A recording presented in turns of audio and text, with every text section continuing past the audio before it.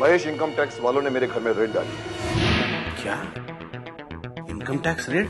हाँ, वो यहाँ पर तलाशी ले रहे हैं और इसलिए मैं चाहता हूँ कि तुम फौरन यहाँ चले आओ। ठीक है, मैं फौरन वहाँ पहुँचता हूँ, तो फिक्र मत कर। हमें अभी अभी पता चला है कि मशहूर बिजनेसमैन विक्रम आर्या के घर पर इनकम टैक्स की रेड पड़ी है। सर, ये डायमंड के 2 नेकलेस मिले हैं जिसकी बिल नहीं है। मिस्टर विक्रम आर्य, इनके बिल कहाँ पर है?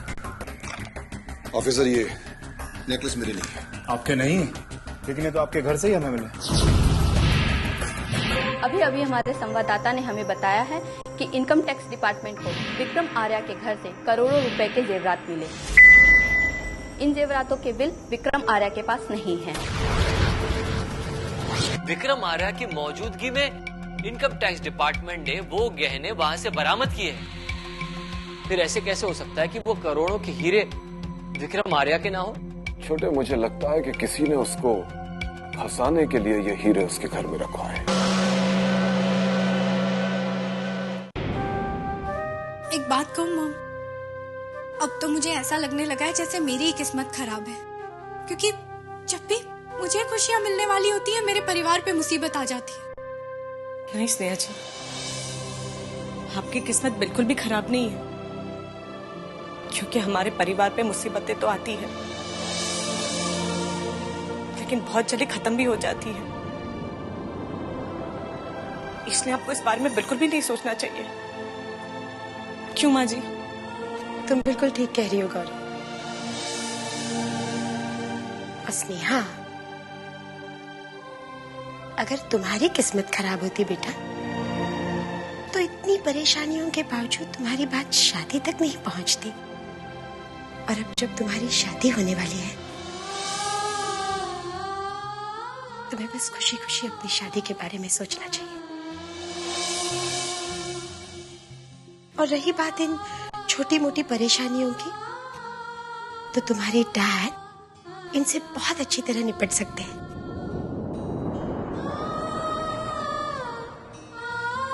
Now can I have a sweet smile?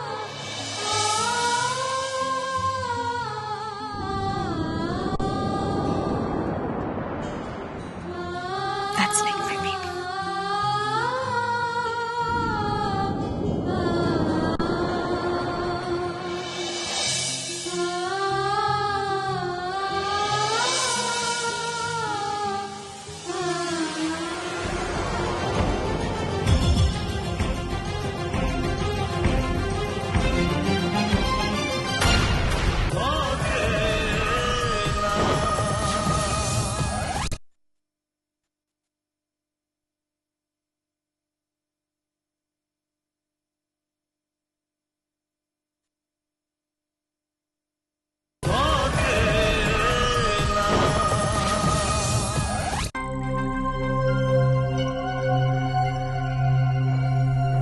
नहीं नहीं नहीं कलेक्टर साहब, विक्रम आर्य हमारे समधी होने वाले। आपको नहीं, इस तरह कैसे आप रेड?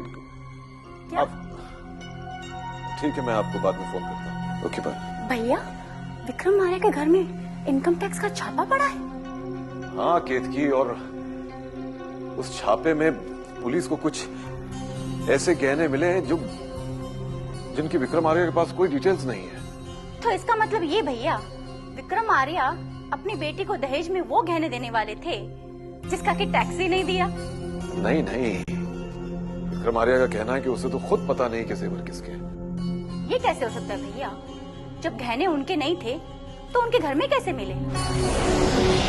भैया, मुझे लगता है विक्रम आर्या पुलिस से बचने के लिए झूठ बोल रहे हैं। ये गहने उन्हीं के हैं। हाँ केतकी, हो सकता है, लेकिन उसके बावजूद भी विक्रम आर्या बच नहीं पाएगा। इनकम टैक्स ने उसके जेवरात तो कब्जे में ले ही लिए, लेकिन हो सकता है कि विक्रम आर्या के अकाउंट्स तक सील हो जाए। तो भैया, फिर तो आपको शादी की डेट भी आगे बढ़ानी पड़ेगी। नहीं नहीं, इस वक्त विक्रम आर्या परेशानी में है, और इस मोड़ पे अगर हम उसका साथ देंगे तो वो हमारा एहसानमंद होगा, जिंदगी भर हमारे सामने झुका रहेगा। शादी तो उसी दिन होगी जिस दिन तय हुआ था। ठीक है भैया, जैसे आपकी मर्जी।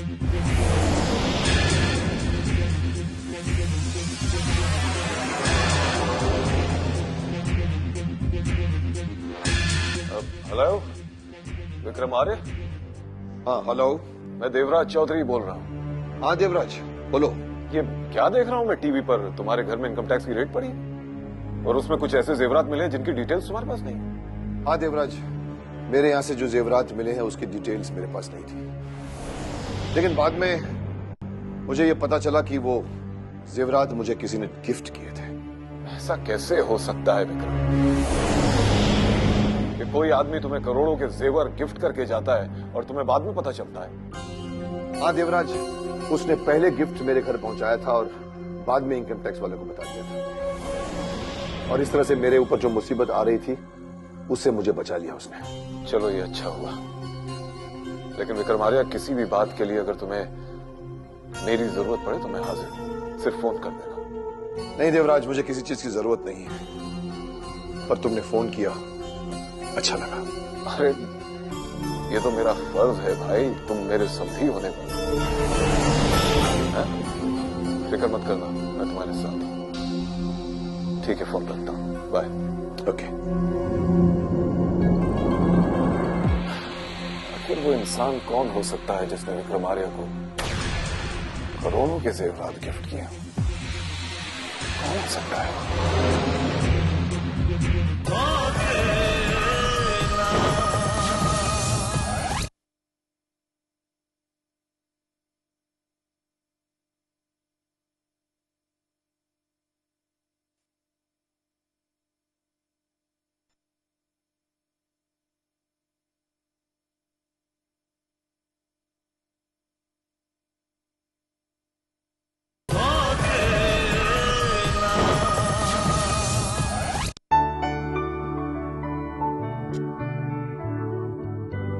ये लीजिए चाय। इंस्पेक्टर साहब। Yes officer. माफ करना राजीव जी, अभी तक उस लड़के रंजीत के कत्ल का मामला सुलझा नहीं, इसलिए डिपार्टमेंट ने ये केस मुझे सौंप दिया है और मैं आपको दोबारा ये तकलीफ देने के लिए आ गया। नहीं, it's all right officer, come on.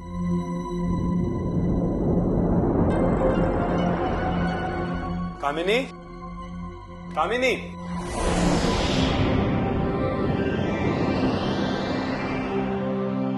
जी भैया। कामिनी, ये इंस्पेक्टर आपसे कुछ बात करना चाहते हैं। नहीं राजीव जी, मुझे कामिनी से नहीं बल्कि आपकी पत्नी से कुछ बात करनी है।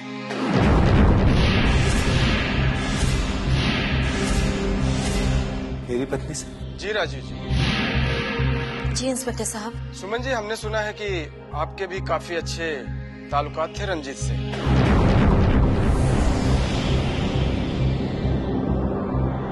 जी हाँ, बड़े अच्छे ताल्लुकात नहीं थे, वो तो कामिनी का दोस्त था, इसलिए मैं उसे जानती थी। लेकिन सुमन जी, जब आप उसे सिर्फ कामिनी के दोस्त की हैसियत से ही जानती थी तो अकेले में मिलने की क्या जरूरत पड़ गई थी?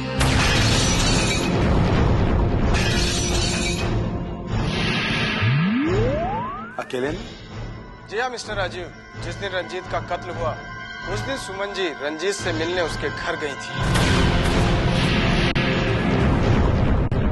क्यों सुमन जी, मैंने ठीक कहा ना? जी हाँ, आप सही कह रहे हैं, मैं रंजीत के घर गई थी। अच्छा, तो सुमन जी, क्या मैं जान सकता हूँ कि किस काम के लिए गई थी? नहीं इंस्पेक्टर, काम तो कुछ नहीं था। दरअसल उस दिन मैं अपनी सहेली के घर गई थी और वो वहां पर मिली नहीं, तो पास ही में रंजीत रहता था, तो मैंने सोचा उससे मिल लूं, इसलिए। आप जिस वक्त रंजीत के घर पहुंची वो अकेला था या वहां पर कोई और मौजूद था? जी नहीं, वहां कोई और नहीं था, सिर्फ रंजीत ही अकेला था। और कोई बात? मतलब रंजीत ने ऐसी कोई बात कही हो जिससे हमें ये पता चल सके कि उसका कोई जातीय दुश्मन भी था? उसने मुझसे कोई और बात नहीं कही है। ठीक है सुमन जी, आज नहीं तो फिर कभी। यदि आपको ऐसी कोई बात याद आए तो हमें इन्फॉर्म जरूर करिएगा। जी इंस्पेक्टर साहब। और हाँ, हमारे हिसाब से रंजीत के मरने से पहले आखिरी बार आप उससे मिली थी, इसलिए यदि हमें कोई जरूरत पड़ी तो दोबारा तकलीफ देने जरूर आऊंगा।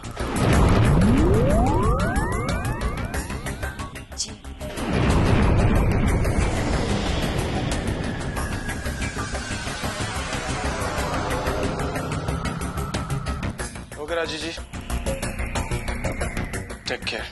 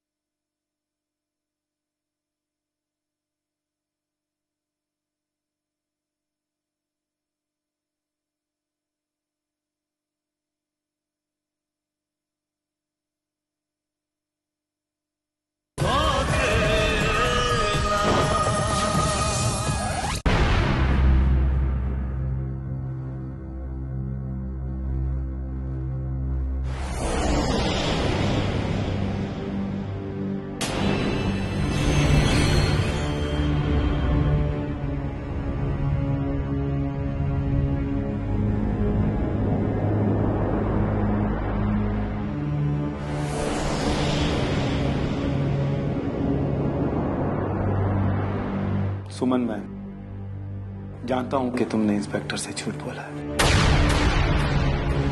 तुम रंजीत से मिलने गई थी, और अगर तुम रंजीत से मिलने गई थी तो कोई ना कोई खास बात जरूर है। नहीं, ऐसी कोई बात नहीं है।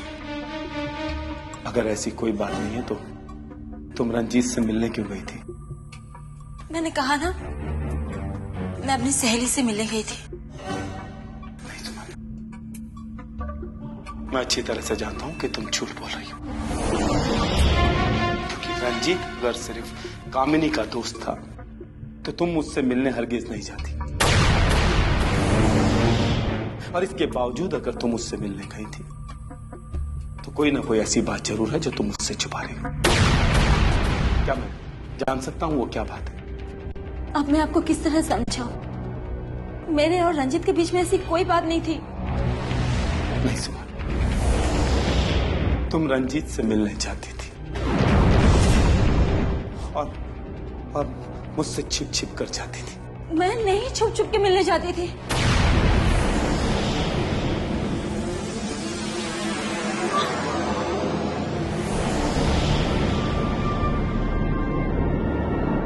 सुमन, तुम झूठ बोल रही हो या सच बोल रही हो, ये मैं तुम्हारी आंखों में साफ साफ देख सकता हूं। तुम क्या सोचती हो सुमन? अगर तुम मुझे सच नहीं बताओगी तो मुझे सच पता नहीं चलेगा। तुम नहीं जानती सुमन, लेकिन मैंने खुद तुम्हें और रंजीत को रेस्टोरेंट में एक साथ देखा था, लेकिन मैंने तुमसे कोई सवाल नहीं किया क्योंकि मुझे तुम पे विश्वास था, तुम पे भरोसा था। लेकिन आज तुमने मेरा विश्वास तोड़ा, मेरा भरोसा तोड़ा। अरे इतना दुख तो मुझे रंजीत के साथ देखकर भी नहीं हुआ था जितना आज इस बात पर हो रहा है कि तुमने मुझसे झूठ बोला। मुझसे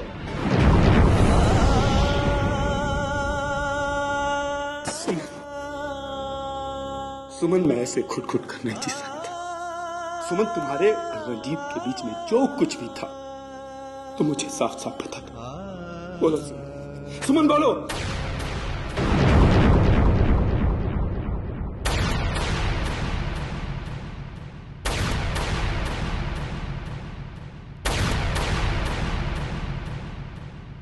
आंखों में ख्वाबों की बारात लेके, होठों पे गीतों की सौगात लेके, दिल में मोहब्बत के जज्बात लेके आया था कितनी खुशी सा